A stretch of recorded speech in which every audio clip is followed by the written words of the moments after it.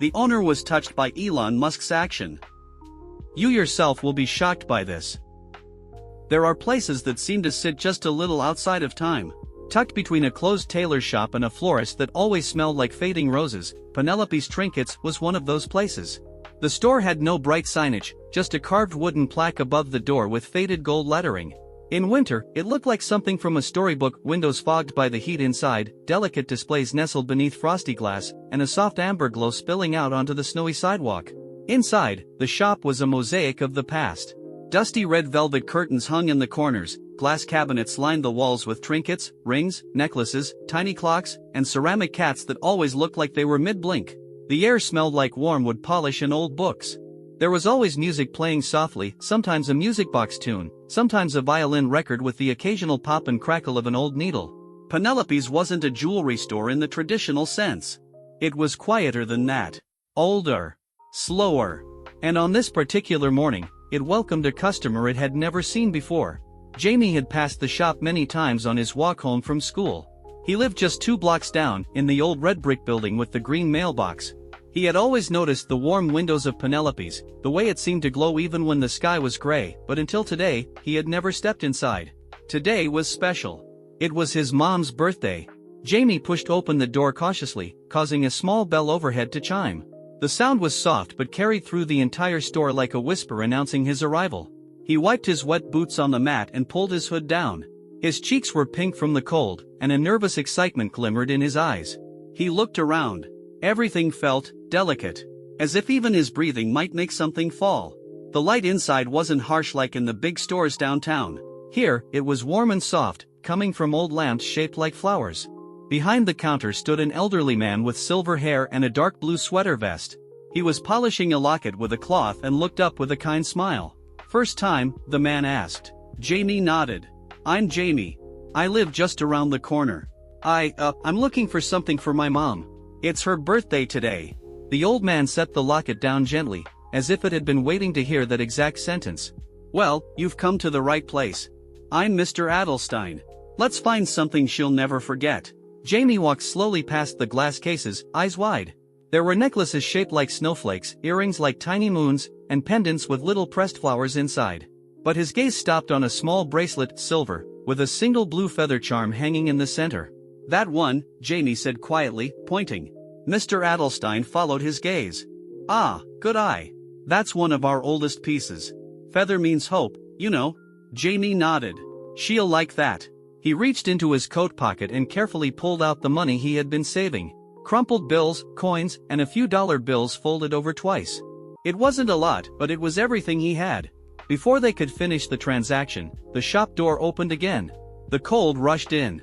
A tall man stepped inside, brushing snow off his coat. He moved slowly, almost unsure. His beanie was pulled low, his eyes tired but alert. Jamie didn't think much of it at first. The man looked around the store as if he was searching for something he couldn't name. Mr. Adelstein froze. Just for a moment. His hand, halfway to the bracelet box, lingered in the air. Then, slowly, he set the lid down and turned toward the man. "Can I help you, sir?" he asked. The man didn't answer immediately. He looked around once more. Then he smiled faintly. "Maybe," he said. "I'm not sure yet." He glanced at Jamie. Jamie met his eyes and felt something strange. Not fear.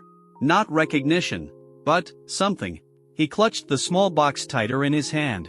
And then, without another word, he walked slowly to the back of the store, into the shadows, past the rows of bracelets and forgotten antiques. What he did next would change everything. But for now, all Jamie knew was that his mom's birthday had just become a day he'd never forget. The shop was quiet again. The snow still drifted lazily outside, blurring the street, muffling the world beyond. Inside Penelope's Trinkets, the golden lamplight cast a warm circle around the glass case, reflecting off the polished surfaces of rings, brooches, and tiny clocks that hadn't ticked in years. Mr. Adelstein leaned forward, his focus now entirely on Jamie. His hand hovered over the bracelet Jamie had pointed to, the silver one with the blue feather charm swaying ever so slightly beneath the glass. It was simple, yes, but it had a weight to it. Not in gold or silver, but in meaning. "Now this, Mr. Adelstein said, lifting it gently out of its velvet tray, "this is one of my favorites. See that feather? It's carved from pressed stone, not dyed, but naturally blue. A rare thing. It's said to represent freedom. Or hope. Depends on who you ask. He turned it so it caught the light just right. I always thought it looked like something a mother would wear. Gentle. But strong. Jamie stepped closer, drawn in. It's perfect, he whispered. Mr. Adelstein smiled warmly. You've got good taste, young man.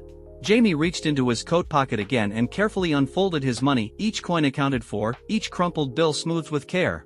He laid it on the counter, lining it up the way he'd practiced. The old man began counting softly. 5, 10, 12, 13, 75, 14. He paused. Jamie's heart thudded. Mr. Adelstein gave him a kind glance, but there was a slowness in his hands now. Let's see, 1780, 1867. Jamie's fingers were clenched. Mr. Adelstein looked down at the bracelet, then at the total. Then back to Jamie. I'm sorry, Jamie. This one's 22. Jamie blinked. That number hit harder than expected. 22. He was short by $3.33. Not much, to some. But to Jamie, it was everything. He looked down at his pile of coins. He'd saved for weeks. Every crumpled dollar from shoveling snow, every quarter he'd picked up from the sidewalk. He hadn't bought candy, hadn't gone to the arcade. All for this. And now, not enough. He stood still for a long moment, his breath fogging the glass case. I really thought I had enough, he said softly, almost to himself. Mr. Adelstein's voice was gentle. You did your best, Jamie. That's more than most people do. But Jamie wasn't listening. His eyes were still on the bracelet. It was small, really just a thin silver chain with a single blue feather charm. But it looked like it was made for her. He imagined his mom wearing it. He imagined the way her eyes would light up when she opened the little box. She'd probably cry a little. Then hug him. Maybe she'd wear it every day. I can show you some other pieces, Mr. Adelstein offered. We've got lovely lockets for $12. There's even a charm ring on sale for $9. I think your mom would love either. Jamie shook his head slowly, still staring. I don't want something else, he said. I want this one. There was a long pause. The kind that makes a room feel heavy. Jamie didn't cry. But his shoulders sank. Just slightly. And that said more than any tears could have. Mr. Adelstein looked at the boy, the little boots still dusted with snow, the scraped knuckles, the careful way he had counted his change, and he felt something tighten in his chest. He'd run this store for nearly 40 years. Seen a lot of faces. But this moment, this kid, it felt different. The bell above the door jingled again. The tall stranger, still silent, remained near the back of the shop, running a finger slowly along a row of old music boxes. He hadn't said another word. But Mr. Adelstein noticed him glance sideways, just once, toward Jamie. Then the old man turned back to the counter. He tapped the glass case lightly with his knuckle. Tell you what, he said, trying to sound light, why don't I put this on hold for you? You can come back in a few days, maybe you'll find some extra change in the couch cushions. Jamie gave a quiet nod. But it was the kind of nod a kid makes when they're trying not to feel too much. When they know they're losing something they wanted with their whole heart. Mr. Adelstein reached behind the counter and pulled out a smaller tray. Still, just to be sure, take a look at these. You might surprise yourself. But Jamie didn't even glance at the tray.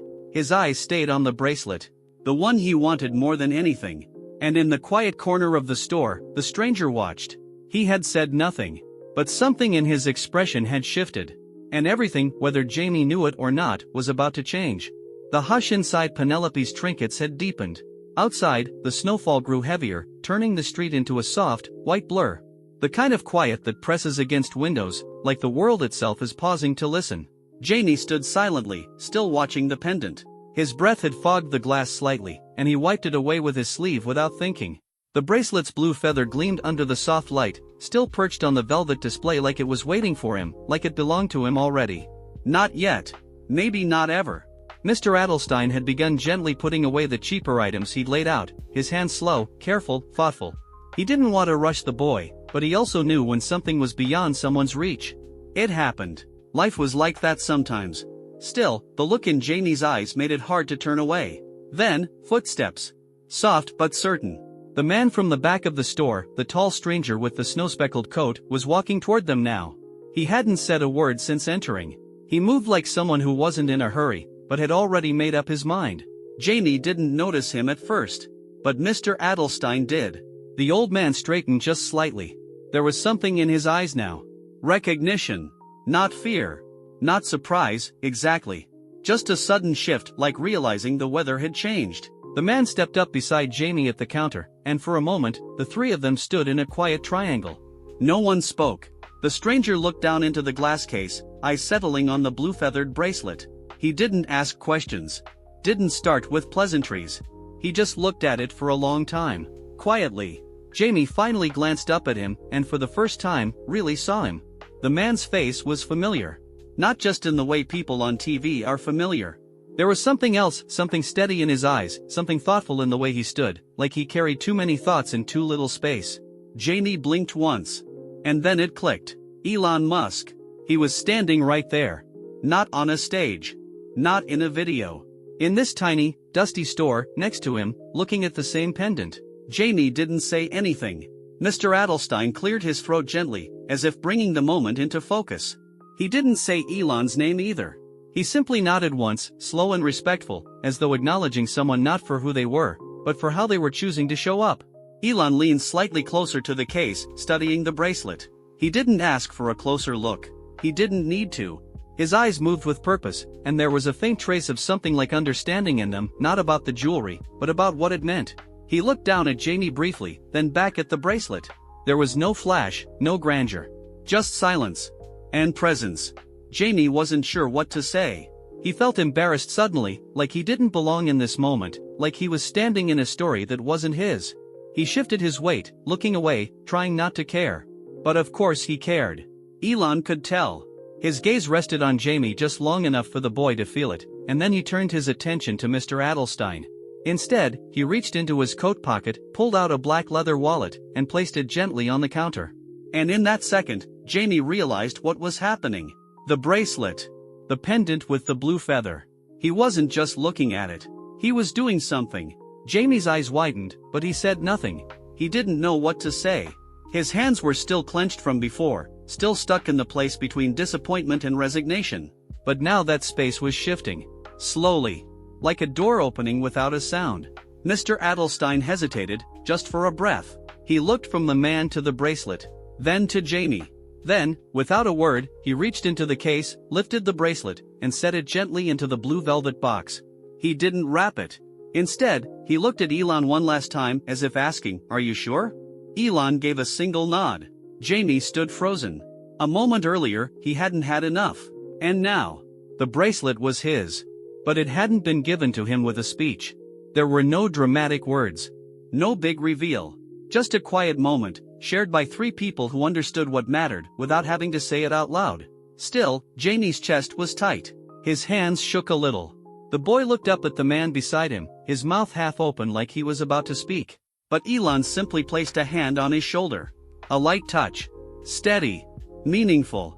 Jamie swallowed hard. Then, very carefully, he reached for the box. And held it like it was the most precious thing in the world. Because to him, it was. Jamie clutched the velvet box in both hands as if it might vanish. His chest swelled with a warmth that felt too big for him. He'd never had anyone do something like that for him, especially not someone like Elon Musk. He didn't know what to say. Didn't know how to say thank you big enough. But Elon didn't seem to expect it. He turned to go, slipping his wallet back into his coat pocket. The moment felt complete. But then, just before reaching the door, he paused. He looked over his shoulder at Jamie again. "Hey," he said quietly, and reached into his pocket once more. He pulled out a folded bill, crisp and clean, and held it out. "Get her some flowers too," he said. "Or chocolate. Moms deserve more than one thing." Jamie stared at the money. It wasn't a few dollars. It was 100. He opened his mouth, stunned, but Elon just smiled.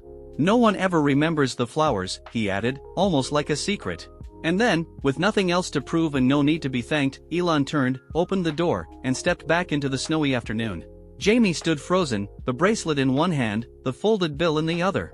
He looked at Mr. Adelstein, who simply gave him a gentle nod, the kind that said, "Go on now, kid." Jamie tucked the money safely into his coat, placed the box carefully back inside, and turned to run home, his boots splashing through soft piles of snow, his heart thudding with joy. That night, when his mother opened the little box and saw the blue feather, she cried.